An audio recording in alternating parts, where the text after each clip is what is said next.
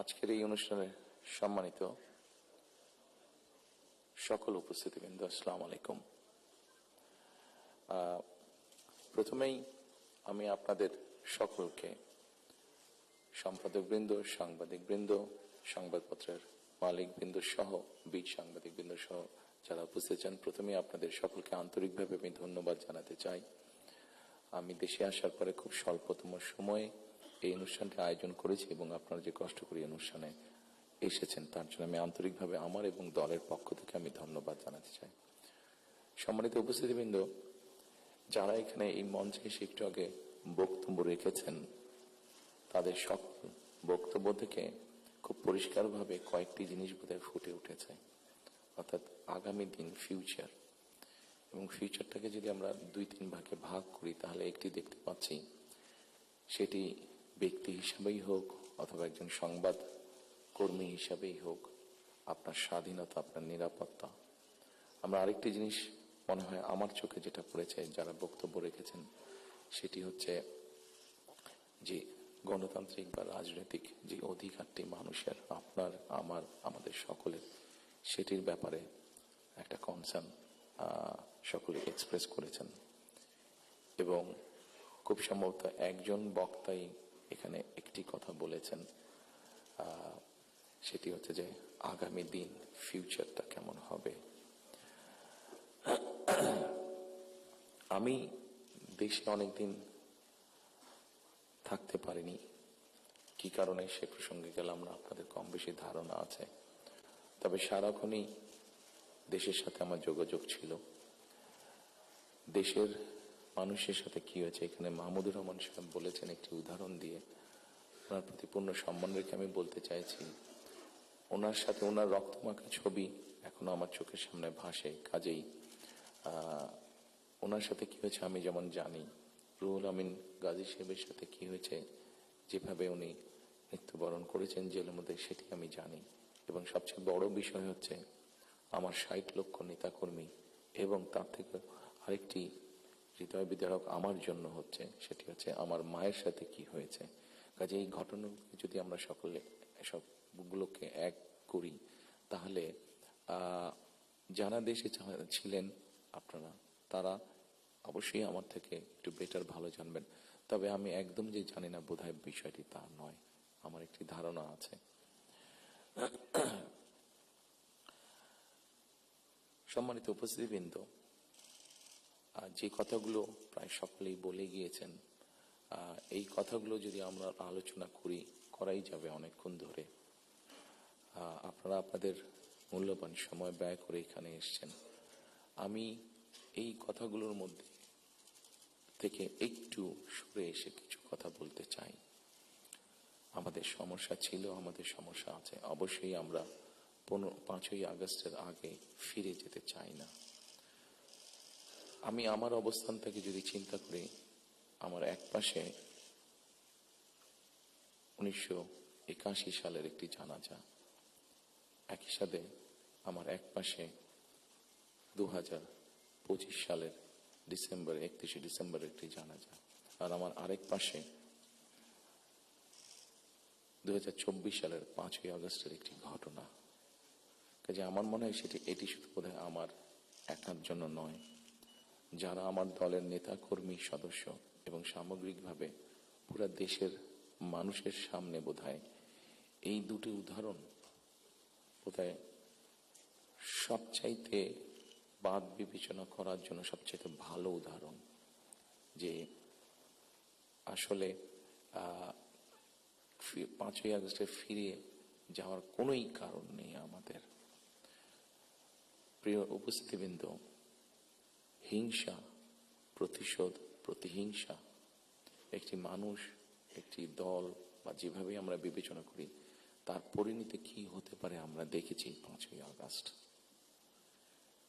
এবং আমি সেজন্যই সকলকে অনুরোধ করব, দল মত নির্বিশেষে আমাদের মধ্যে মত পার্থক্য থাকবে, কিন্তু আমরা যদি চেষ্টা করি তাহলে সেই মত পার্থক্যের মধ্যে রেখে আলোচনার মাধ্যমে সেটি অনেক সমস্যার সমাধান হয়তো আমরা বের করে আনতে সক্ষম হব।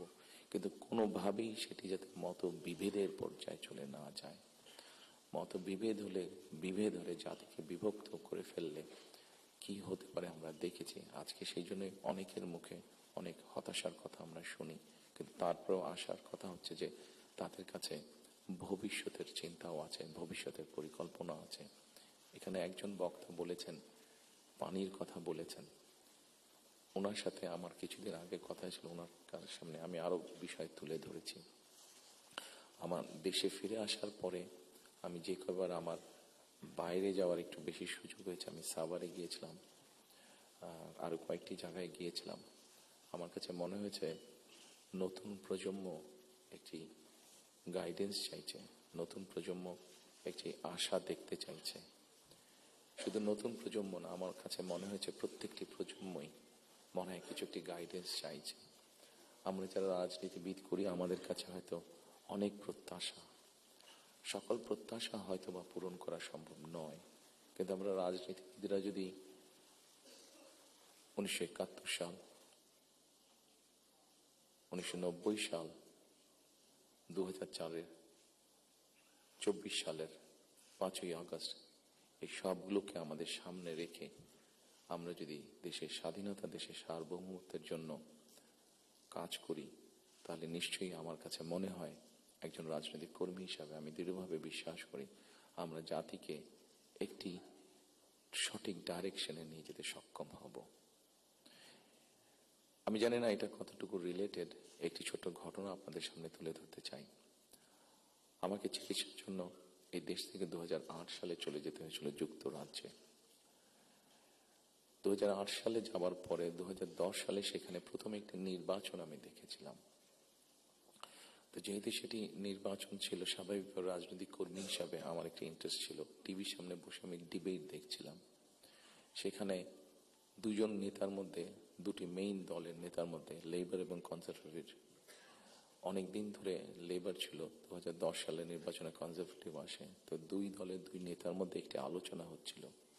খুব দুঃখজনক হলো, বাংলাদেশ বাদই দিলাম, শুধু ঢাকা শহরের মধ্যেই কোনো অ্যাম্বুলেন্স সার্ভিস নেই। গত 54-55 বছরে আমরা মানুষের চিকিৎসা সেবার জন্য অ্যাম্বুলেন্স সার্ভিস গড়ে তুলতে সক্ষম হইনি। এটি খুবই দুঃখজনক ব্যাপার। তো এই অ্যাম্বুলেন্স সার্ভিস নিয়ে দুই নেতার মধ্যে তখন কথা হচ্ছিল। খুব সম্ভবত তখন যতটুকু আমার মনে আছে, তখন এমার্জেন্সির জন্য অ্যাম্বুলেন্স সার্ভিস কল করলে 20 মিনিটের মতন সময় লাগতো আসতে অ্যাম্বুলেন্সের। একজন বলছে 20 মিনিট লাগে, এটাকে আমরা 19 মিনিট করবো। আরেকজন বলছিল যুক্তি তর্ক দিয়ে যে 20 মিনিট লাগে, এটাকে আমরা 15 মিনিটে নিয়ে আসবো। অর্থাৎ একজন 1 মিনিট কমাচ্ছে, একজন 5 মিনিট কমাচ্ছে। এই কাজটি তারা তাদের জনগণের জন্যই করতে চাইছে। আমার মনে হয় এখানে যেটা একটু আগে মাহফুজ আলম সাহেব যে পানির কথাটি বললেন, খুব সঠিকভাবে বলেছেন। ঠিক এখন যেভাবে চলছে এইভাবে যদি চলে, আমার যতটুকু ধারণা আগামী 10 থেকে 15 বছর, হার্ডলি 20 বছর পরে ঢাকা শহরে কোনো জায়গায় থেকে পানি আমরা পাবো না। আমাদের বুড়িগঙ্গা নদী সম্পূর্ণ রকম পলিউটেড, 100% পলিউটেড। শীতলক্ষা নদী 50%-এর মতন পলিউটেড। এখন মেঘনা নদী থেকে পানি আনার চেষ্টা করা হচ্ছে, আসছে বোধহয় একটা প্রজেক্ট কাজ হচ্ছে, কিন্তু এটার পানি আগামী 10 থেকে 15 বছরের মধ্যে পলিউটেড হয়ে যাবে। ঢাকা শহরে যে 3.5 কোটি মানুষের মতন মানুষ বাস করছে, এদের কেউ পানি পাবে না। পানির অপর নাম জীবন। সারা দেশে যদি এই সমস্যা শুরু হয়, তাহলে বিষয়টি কত ভয়াবহ হতে পারে। আমার মনে হয় এইরকম বিষয়গুলি নিয়ে বোধহয় এখন আলোচনা হওয়া উচিত, সেটি সংসদে হোক, সেটি বিভিন্ন সেমিনারে হোক। কারণ তা না হলে একটি ভয়াবহ ভবিষ্যৎ আমাদের সামনে অপেক্ষা করছে হয়তোবা, which is very unwanted.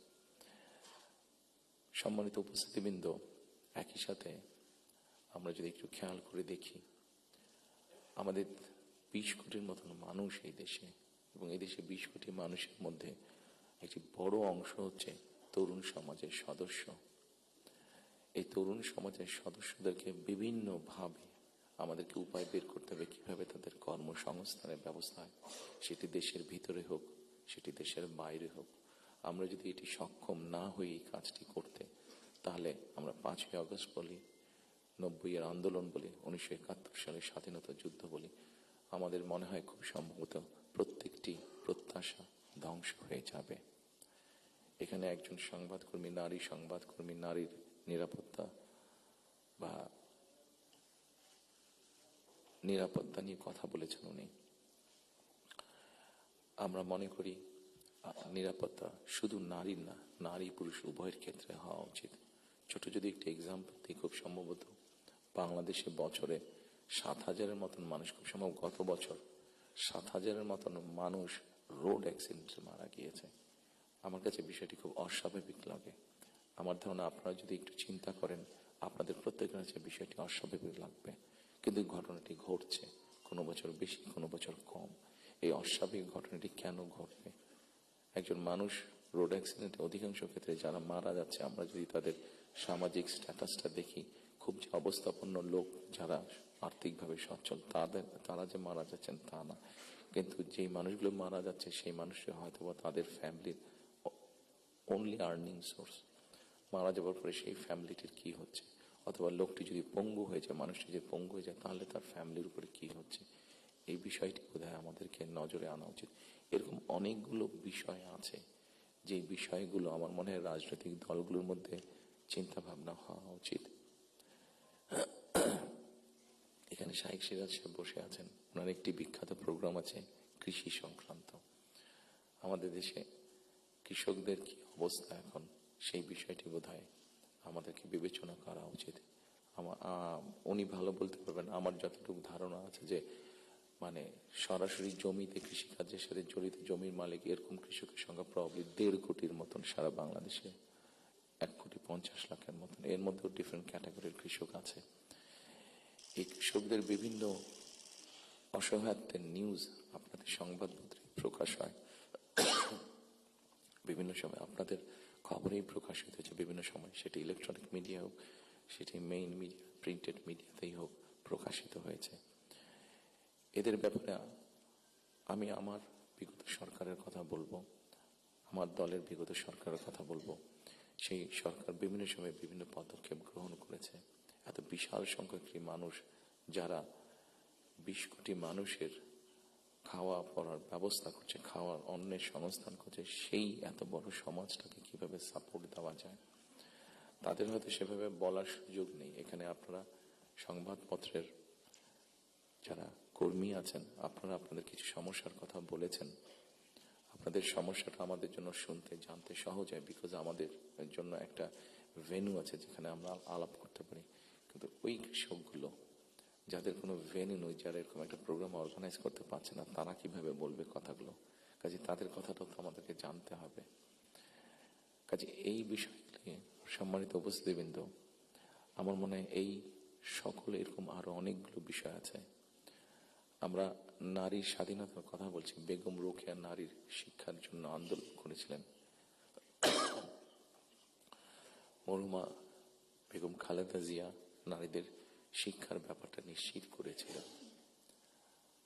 পরবর্তীতে আগামী নির্বাচনে ইনশাল্লাহ জনগণের ম্যান্ডেট নিয়ে আমরা সরকার গঠনে সক্ষম হলে আমাদের একটি পরিকল্পনা রয়েছে, এই যেই নারীরা শিক্ষিত হয়েছে এদেরকে অর্থনৈতিকভাবে স্বাবলম্বী করে গড়ে তোলা। একটু আগে আমি যে ফ্যামিলি কার্ডটা বলেছিলাম, সেটির লক্ষ্য বা উদ্দেশ্য হচ্ছে সেটাই, এই নারী সমাজকে গড়ে তোলা। আমাদের হিসাব মতে বাংলাদেশে 4 কোটি ফ্যামিলি আছে। আমরা যদি পরিবার হিসাবে ভাগ করি, এবারে যে একটি পরিবারে 5 জন করে সদস্য ধরা হয়েছে। আমরা এই ফ্যামিলি কার্ডটি আপনাদের সামনে একটু তুলে ধরতে চাইছি, আমাদের পরিকল্পনাগুলো। কারণ এখানে একজন সাংবাদিক উল্লেখ করেছেন যে 25 তারিখে যখন আমি এসেছি, আমি একটি কথা বলেছিলাম মার্টিন লুথার কিং এর মতন, আই হ্যাভ এ ড্রিম, যেমন বলেছিল 62 বছর আগে মার্টিন লুথার কিং। আমি বলেছিলাম আই হ্যাভ এ প্ল্যান। সেই প্ল্যানের মধ্যে একটি অংশ হচ্ছে বাংলাদেশের যে হাফ পপুলেশন নারী, তাদেরকে ঘিরে, এবং সেটি হচ্ছে ফ্যামিলি কার্ড। ফ্যামিলি কার্ডের মাধ্যমে ইটস নট যে একটা ফ্যামিলি কার্ড যে নারী পাবে সেটি সে সারা জীবন পাবে। একজন গৃহিণী বা একজন হাউস ওয়াইফ যে পাবেন কার্ডটা সারা জীবনের জন্য না, আমরা 5 থেকে 7 বছর দেব। এই 5 থেকে 7 বছর তাকে আমরা একটা সাপোর্ট দেওয়ার চেষ্টা করব। সেটা টাকার হিসাবে হতে পারে, অথবা এসেনশিয়াল ফুড আইটেমের হিসাবে হতে পারে।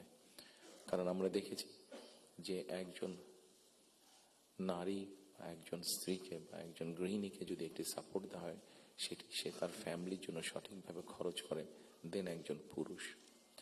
এবং আমরা রিসার্চে দেখেছি যে যদি 5 থেকে 7 বছর দেওয়া যায় তাহলে সে যেই অর্থটা তার হাতে জমা হয় সে মূলত 3টি কাজে খরচ করে।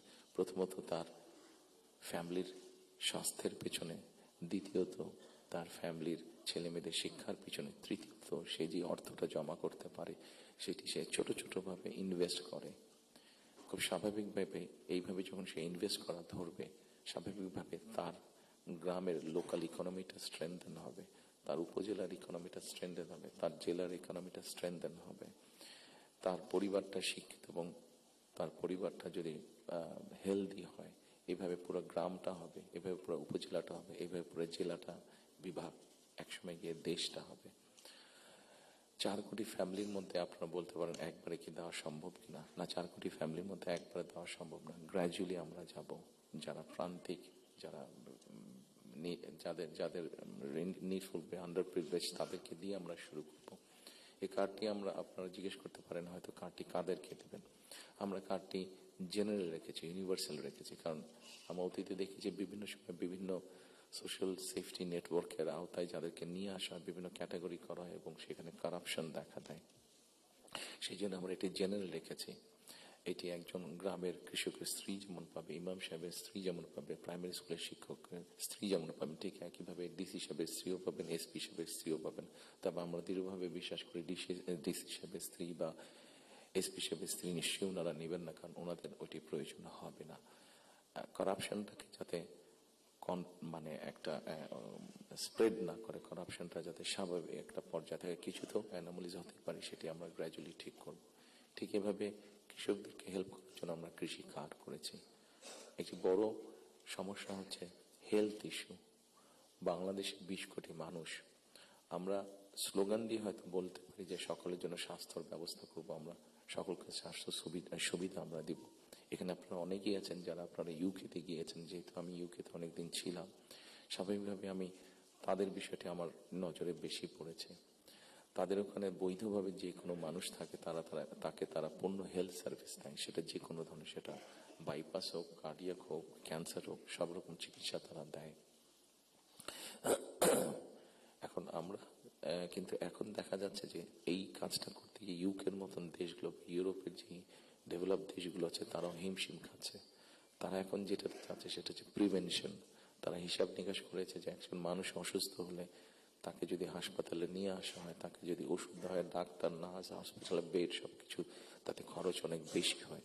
কিন্তু যদি প্রিভেনশন করা হয়, মানুষকে যদি সচেতন করা হয় যে এই খাবারগুলো খেও না, তাহলে তুমি কিডনি প্রবলেম হবে না, এই খাবারগুলো খেও না তাহলে তোমার হার্ট প্রবলেম হবে না, এই খাবারগুলো খেও না তাহলে তোমার ডায়াবেটিক হবে না।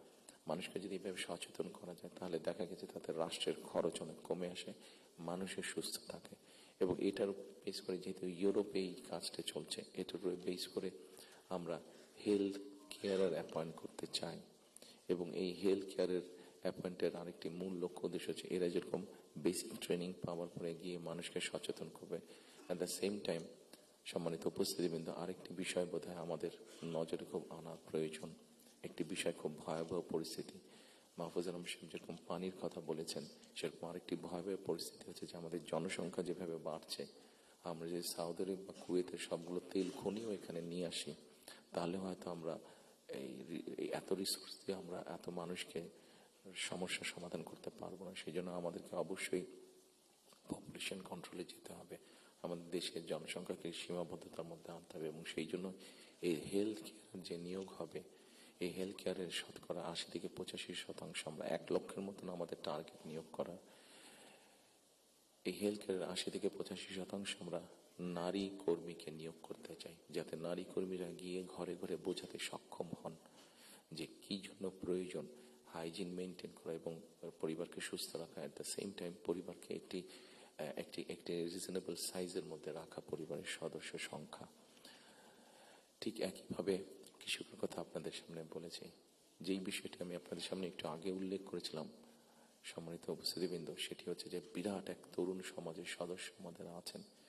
এই তরুণ সমাজের সদস্যদেরকে, সেটি গ্রামে হোক সেটি শহরে হোক, বিভিন্ন জনের বিভিন্ন কোয়ালিফিকেশন বা শিক্ষা ব্যাকগ্রাউন্ড আছে, সেটার উপরে বেস করে আমরা ভোকেশনাল টেকনোলজিক্যাল ইনস্টিটিউশনকে আমরা মডার্নাইজ করতে চাই। আমাদের ভোকেশনাল এবং টেকনোলজিক্যাল ইনস্টিটিউশন যেগুলো আছে সেগুলোর মধ্যে প্রায় 200-250 মতন সাবজেক্ট আছে যেগুলোর এত প্রয়োজন নেই আমাদের। আমরা এর মধ্যে কিছু কাজ করেছি, প্রাইমারি কাজ করেছি, যে নর্মালি যেসব দেশে আমাদের মানুষ যেতে পারবে বা পারে, যেমন তার একটা বড় অংশ হচ্ছে মিডল ইস্ট, সেখানে কি কি কাজের স্কোপ আছে আগামী 5 থেকে 10 বছর। একটি বড় মার্কেট হচ্ছে মানুষ যাবার জন্য, দেশ থেকে স্কিল শ্রমিক যাওয়ার মতন একটি বড় মার্কেট আস্তে আস্তে তৈরি হচ্ছে জাপানে, আস্তে আস্তে তৈরি হচ্ছে ইউরোপে, ইভেন চায়নাতেও তৈরি হচ্ছে। আমরা মোটামুটিভাবে একটি অ্যানালাইসিস করে দেখেছি কি কি ধরনের মানুষ এখানে যেতে পারে, সেটার উপরে বেস করে আমরা আমাদের ভোকেশনাল ইনস্টিটিউটগুলোকে আমরা সেইভাবে মডার্নাইজ করতে চাইছি। আপনারা নিশ্চয়ই খেয়াল করেছেন, যেহেতু আপনারা সংবাদ কর্মী, আপনারা নিশ্চয়ই খেয়াল করেছেন গত কয়েকদিনে আমার সাথে বেশ কিছু বিদেশি ডিপ্লোমেট দেখা করেছেন। ওনাদের মধ্যে যে সকল দেশগুলো এই ভোকেশনাল এবং টেকনিক্যাল ইনস্টিটিউশনে ওনারা অনেক ডেভেলপ, তাদেরকে আমরা বলেছি যে আপনাদেরকে এই সাহায্যগুলো সহযোগিতা করতে হবে। ওনারা খুশি মনে আমাদেরকে বলেছেন যে ওনারা এই ব্যাপারে সহযোগিতা করবেন। আমরা যদি আমাদের ছেলেদেরকে, এই মুহূর্তে 8 থেকে 10 লক্ষ মানুষ প্রতি বছর বিদেশে যাচ্ছে, তার মধ্যে প্রায় 6.5-7 লক্ষ মানুষ মধ্যপ্রাচ্যে যাচ্ছে, কিন্তু আপনারা যদি খেয়াল করে দেখেন যে তারা যে যাচ্ছেন মধ্যপ্রাচ্যে, তারা কিন্তু আনস্কিল্ড হিসেবে যাচ্ছেন। তাদেরকে যদি আমরা কিছুটা ভাষা শিখিয়ে দিতে পারি এবং সেখানে যেই কাজগুলোতে তারা যাচ্ছেন সেগুলোর ব্যাপারে মিনিমাম ট্রেনিং দিয়ে দিতে পারি, তাহলে কিন্তু গিয়ে তারা ওখানে বেটার করতে সক্ষম হবেন। ঠিক এইভাবে যদি আমরা রিসার্চ করে যদি মার্কেটগুলোকে বের করতে পারি, তাহলে দেশের বাইরে আমরা বহু সংখ্যক অ্যাকাউন্ট, যে 8 থেকে 10 লাখ, অ্যাবাউট 1 মিলিয়ন মানুষ বিদেশে যাচ্ছে, এটাকে খুব সহজে 2 থেকে 3 বছরের মধ্যে পসিবলি 1.5 to 2 মিলিয়ন করা যাবে। 15 থেকে 20 লক্ষ মানুষ করা যাবে। এবং 15 থেকে 20 লক্ষ মানুষ শুধু যাচ্ছেন না, তাদেরকে যদি ট্রেনিং এবং ল্যাঙ্গুয়েজ দিয়ে আমরা পাঠাতে পারি, তাহলে ভ্যালু অ্যাড হবে। এখন যদি কেউ $100 আর্ন করে মাসে, ইজিলি সেটা $300 নিয়ে আসতে পারবো, তাহলে বৈদেশিক মুদ্রার একটা বিশাল অংশ আমরা আনতে পারবো, যেটা দিয়ে আমরা কাজ করতে পারবো। আপনারা যেরকম বিভিন্ন বিষয়ে উল্লেখ করেছেন, বিভিন্ন দাবি দেওয়ার, সেই জিনিসগুলো আমরা পূরণ করতে পারবো। আমরা একটি জিনিস বিবেচনা করছি এই মুহূর্তে, এখন যদি আমরা দেখি আমাদের বৈদেশিক মুদ্রা উপার্জনের রাস্তা মূলত দুটি, একটি হচ্ছে গার্মেন্টস এবং একটি হচ্ছে আমাদের রিমিটেন্স, যেটা প্রবাসীরা পাঠিয়ে থাকেন কষ্ট করে। এইটির সংখ্যাকে আমরা বাড়াতে চাচ্ছি। আমরা একটি চিন্তা ভাবনা করেছি, এর মধ্যে নিজেদের মধ্যে আমরা আলাপ করেছি যে কোনো উদ্যোক্তা যদি একটি ইন্ডাস্ট্রি বা ফ্যাক্টরি সেট করেন, যেটির শতকরা 100 ভাগ পণ্য বিদেশে রফতানি হবে। যেমন কেউ যদি বলেন যে আমি এই কলমটি তৈরি করবো, কিন্তু এটা not for local market, absolutely for export market, তাহলে আমরা তাদেরকে বন্ডেড ফ্যাসিলিটি দেওয়ার কথা চিন্তা করছি। আমরা যদি বন্ডেড ফ্যাসিলিটিটা তাদেরকে দিতে পারি, আমাদের হিসাব বলে, আমাদের রিসার্চ বলে, তাতে এক্সপোর্টের সংখ্যা যেরকম বৃদ্ধি পাবে, তাতে উদ্যোক্তারাও খুশি হবে এবং উদ্যোক্তারা যখন এখানে কোনো মিল কারখানা তৈরি করবেন, সেক্ষেত্রে আমরা আমাদের বহু বেকারের কর্মসংস্থান তৈরি করতে পারবো। কাজেই সম্মানিত উপস্থিতির মধ্যে আমি যদি এইভাবে আপনাদের সাথে আলোচনা করি, অনেক সময় লাগবে, সময় কম, আপনার প্রত্যেকে ব্যস্ত মানুষ, প্রত্যেকে আপনাদের সময়ের মূল্য আছে। আমি আমার কিছু চিন্তা ভাবনাগুলো আপনাদের সামনে শেয়ার করলাম। আপনাদের এখানে কয়েকটি কথা খুব সম্ভবত উঠে এসেছে, যতটুকু আমার মনে পড়ছে। এখানে নয়া দিগন্ত সম্পাদক সাহেব একটু আগে বলেছেন যে আমার প্ল্যানটা পরিষ্কার না। আমার মনে হয় পরিষ্কার না হলেও কিছুটা হয়তো আমি পরিষ্কার করতে সক্ষম হয়েছি। আরো কিছু প্ল্যান আছে আমাদের, যেমন কর্মসংস্থানের ক্ষেত্রে আরেকটি প্ল্যানের কথা আপনাদেরকে উল্লেখ করি। যেমন আইটি সেক্টরে আমাদের অনেক ইয়াং ছেলে মেয়ে আছে যারা আইটি সেক্টরে কাজ করছেন। আমরা স্বৈরাচারের সময় দেখেছি বাংলাদেশের বিভিন্ন জায়গায় আইটি পার্কের নামে কতগুলা বড় বড় বিল্ডিং তৈরি করা হয়েছে, কিন্তু এখনই আমি কিছু পত্রিকার পাতায় নিউজ দেখেছি, গত 2-1 বছর আগেও নিউজ দেখেছি, 2-3 বছর আগে নিউজ দেখেছি, যে পার্কগুলো অনেক ক্ষেত্রে দেখা যাচ্ছে যে অসামাজিক কাজ হচ্ছে, অথবা সেখানে কমিউনিটি সেন্টার হচ্ছে, অর্থাৎ আইটি পার্ক বলতে যাবো যে তার বিন্দু কোনো কিছুই সেখানে নেই। প্রিয় সম্মানিত উপস্থিতিবৃন্দ, আমরা এই আইটি পার্কগুলোকে একটু ডিফারেন্ট ভাবে নিয়ে আসতে চাইছি। আমাদের বিভিন্ন জায়গায় যে আইটি পার্কগুলো আছে, এই আইটি পার্কগুলোকে আমরা ওই এলাকায় যদি আমরা বের করতে পারি আমাদের তরুণ সমাজের কারা কারা আইটিতে কাজ করছেন, অনেকেই কাজ করছেন, কেউ কাজ করছেন ডাটা প্রসেসিংয়ে, কেউ কাজ করছেন হয়তো কোনো রকম ডিজাইনিংয়ে, কেউ কাজ করছেন হয়তো অনলাইন শপিংয়ের, শপিং মানে অনলাইন ট্রেড করছেন অনেকে। আমাদের একটা চিন্তা ভাবনা আছে যে এই মানুষগুলোকে একত্রিত করে আমরা ওই আইটি পার্কগুলোকে ফ্রি ওয়াইফাই দেবো এবং তাদেরকে ছোট ছোট স্পেস করে তাদেরকে অফিস করে দেবো। এখন হয়তো তারা হলে যারা থাকছেন, যদি স্টুডেন্ট হয়ে থাকেন হলে বিছানার উপরে কাজ করছে, তাহলে মেসে থাকলে মেসের ওই ছোট্ট কোনায় কাজ করছে, অথবা বাসায় থাকলে হয়তো বিছানার উপরে বসে কাজ করছে, অথবা ছোট্ট একটা টেবিল চেয়ার নিয়ে কাজ করছে। কিন্তু আমরা যদি তাদেরকে একটা স্পেস করে দিতে পারি তাহলে কিন্তু তারা তাদের বিজনেসটা অনেক ফ্লরিশ করতে বলবে এবং স্বাভাবিকভাবে তার বিজনেস যখন ফ্লরিশ হবে সে তখন আরো হয়তো তার মতন আরো কয়েকজনকে একসাথে নিয়ে আরো একটু বড় কোম্পানি করবে। অর্থাৎ এই সবগুলো সম্ভাবনার কথা বলছে এবং এই সম্ভাবনার কথাগুলো অবাস্তব নয়। আমরা চেষ্টা করলে এই সম্ভাবনাগুলো আমরা বাস্তব রূপ দিতে পারবো। ঠিক একইভাবে আজকাল ফেসবুকে গেলে অথবা টিকটকে গেলে আমরা দেখি আমাদের তরুণ সমাজের সদস্যরা অনেকে অনেক প্রতিভাবান, বিভিন্ন রকম কন্টেন্ট তারা মেক করছেন। এই কন্টেন্ট মেক করতে গেলে সরকারের কিছু পলিসি আছে, যে পলিসিগুলো ঠিক করতে পারলে তাদের জন্য বেটার হবে, তাদের ইনকামটা বেড়ে যাবে। ইন্টারন্যাশনাল গেটওয়ে যে আছে যেখানে কারেন্সি আসে বা যায়, এখানে কিছু সমস্যা আছে, পেপাল সহ এরকম যেগুলো আছে, আমরা এরই মধ্যে তাদের সাথে কথা বলেছি যে কিভাবে এই সমস্যাগুলো সমাধান করা যায়। অর্থাৎ যারা আমাদের অনলাইনে কাজ করবে বা কন্টেন্ট মেক করবে, এরা যে যাবে, এরা যে অ্যাড হবে, যে ইনকামটাতে আসবে, সেটা কিভাবে সহজে তাদের কাছে এসে পৌঁছতে পারে, এই ব্যাপারে আমরা তাদের সাথে মোটামুটিভাবে আলাপ করেছি। ইনশাল্লাহ আমরা গভর্নমেন্ট ফর্ম করতে পারলে এই ব্যাপারটা আমরা দ্রুততার সাথে করতে তখন সক্ষম হব এই সমস্যাটার সমাধান করতে। সম্মানিত উপস্থিতিবৃন্দ, আমাদের সামনে আপনারা এখানে অনেকে উপস্থিত আছেন যাদের অনেক লম্বা অভিজ্ঞতা আছে দেশ স্বাধীনের পর থেকে। আমাদের দেশ স্বাধীনের পর থেকে অনেক উথাল পাতাল ঝড় অনেক হয়েছে রাজনৈতিক অঙ্গন থেকে অর্থনৈতিক অঙ্গনে। এখানে একজন বক্তা বলে গিয়েছেন যে সামনে আমাদের চ্যালেঞ্জ আছে। একজন রাজনৈতিক কর্মী হিসাবে আমার কাছে মনে হয় সামনে আমাদের অনেক কঠিন চ্যালেঞ্জ আছে, আমাদের মধ্যে বিভিন্ন রকম মত পার্থক্য আছে। একজন রাজনৈতিক কর্মী হিসাবে আজকে আপনাদের কাছে এবং আপনাদের মাধ্যমে সকল রাজনৈতিক দলের সদস্যদের কাছে, সামগ্রিকভাবে সমাজের সকল মানুষের কাছে আমি একটি বিনীত আহ্বান রাখতে চাই যে আমাদের বিভিন্ন মত পার্থক্যগুলো নিয়ে যাতে আমরা আলোচনা করতে পারি, আলাপ করতে পারি। আমাদেরকে যে কোনো মূল্যে ডেমোক্রেটিক প্রসেস, যেটা আমরা 12 তারিখ থেকে ইনশাল্লাহ শুরু করতে যাচ্ছি। এখানে এনটিভির আমাদের ওনার নামটা আমি জি জহিরুল আলম সাহেব অনেক আগে আমার একটা ইন্টারভিউ নিয়েছিলেন। আমি ওনাকে খুব সম্ভবত ওনাকে বলেছিলাম, অথবা মতি ভাই এখানে উপস্থিত আছেন, মানব জীবনের মতি ভাই, খুব সম্ভব ওনার ইন্টারভিউতে আমি বলেছিলাম যে আমাদেরকে যে কোনো মূল্যে হোক ডেমোক্রেটিক প্রসেসটা চালু রাখতে হবে, আমাদের জবাবদিহিতাটা চালু রাখতে হবে যে কোনো মূল্যে। সেটি জাতীয় পর্যায়ে হোক, সেটি লোকাল পর্যায়ে হোক, অর্থাৎ ইউনিয়ন পরিষদ নির্বাচন, পৌরসভার নির্বাচন, লোকাল পর্যায়ে হোক, সেটা কোনো ট্রেড বডির ইলেকশন হোক।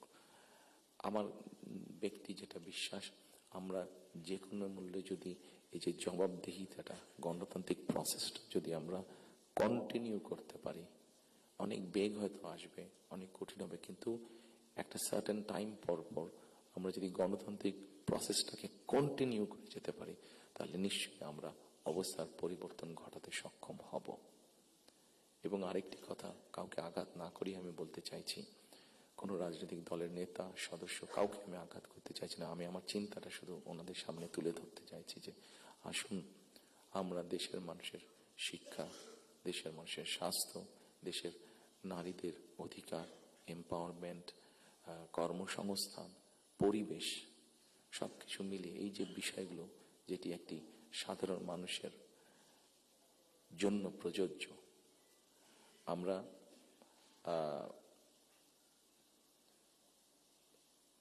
অনেক দিন ধরে আমরা শব্দটা কি আমাদের রিফর্ম, শব্দটা মনে করতে পারি, সংস্কার, রিফর্ম, যে বিষয়গুলি নিয়ে আমরা আলোচনা করেছি, আপনারা যদি একটু খেয়াল করে দেখেন এই রিফর্মের আমার কাছে মনে হয়েছে যে 3টি পার্ট আছে। একটি হচ্ছে সাংবিধানিক পার্ট, একটি হচ্ছে আইনগত পার্ট, এবং আরেকটি হচ্ছে মানুষের প্রতিদিনের জীবনযাত্রা, নিরাপত্তা, তাদের সিকিউরিটি সবকিছু নিয়ে একটি পার্ট আছে। আমরা সাংবিধানিক বিষয় নিয়ে আলোচনা করেছি, আইনগত বিষয় নিয়ে আলোচনা করেছি। আমার মনে হয় মানুষের প্রতিদিনকার প্রত্যেকটি মানুষ, সকল সমাজের প্রত্যেকটি শ্রেণী পেশার মানুষ, তাদের প্রতিদিনকার যে চাওয়া পাওয়াগুলা, প্রয়োজনগুলো, সেটা নিয়ে বোধহয় আমরা আলাপ আলোচনা একটু কম করেছি। আমার কাছে মনে হয় সেই বিষয়গুলি নিয়ে বোধহয় আলোচনা করা উচিত। সেই বিষয়গুলি নিয়ে বোধহয় প্রত্যেকটি রাজনৈতিক দলের আলোচনা করা উচিত। আমরা শুধু রাজনৈতিক বিষয় নিয়ে সেমিনার করছি, সিম্পোজিয়াম করছি, আলোচনা করছি, তর্ক বিতর্ক করছি।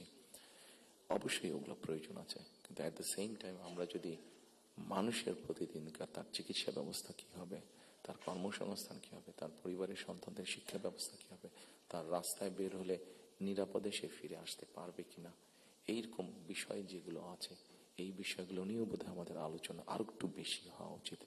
এই বিষয়গুলো নিয়ে বোধহয় আমাদের প্ল্যান প্রোগ্রাম আরো একটু বেশি হওয়া উচিত। এই পলিসিগুলো নিয়ে বোধহয় আমাদের চিন্তা ভাবনা আরো একটু বেশি হওয়া উচিত। সম্মানিত উপস্থিতিবৃন্দ, সামনে নির্বাচন। আমি একটি রাজনৈতিক দলের সদস্য। স্বাভাবিকভাবেই আমরা 22 তারিখ থেকে আমাদের সকল রকম পরিকল্পনা নিয়ে জনগণের সামনে যাব। আপনারা যারা আজকে কষ্ট করে আমাদের আমন্ত্রণে এখানে এসেছেন, আবারও আপনাদেরকে আমি আমার এবং আমার দলের পক্ষ থেকে আন্তরিক ধন্যবাদ জানাতে চাই। একই সাথে আমরা ইনশাল্লাহ দেশের মানুষের সমর্থন নিয়ে সরকার গঠনে সক্ষম হলে যাতে আপনাদের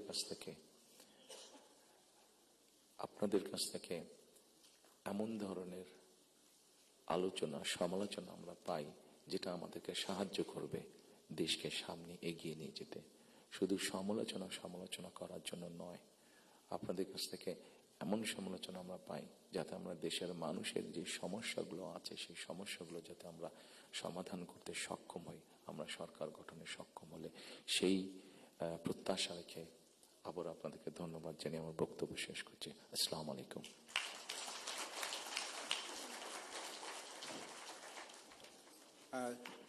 ধন্যবাদ চেয়ারম্যান জনাব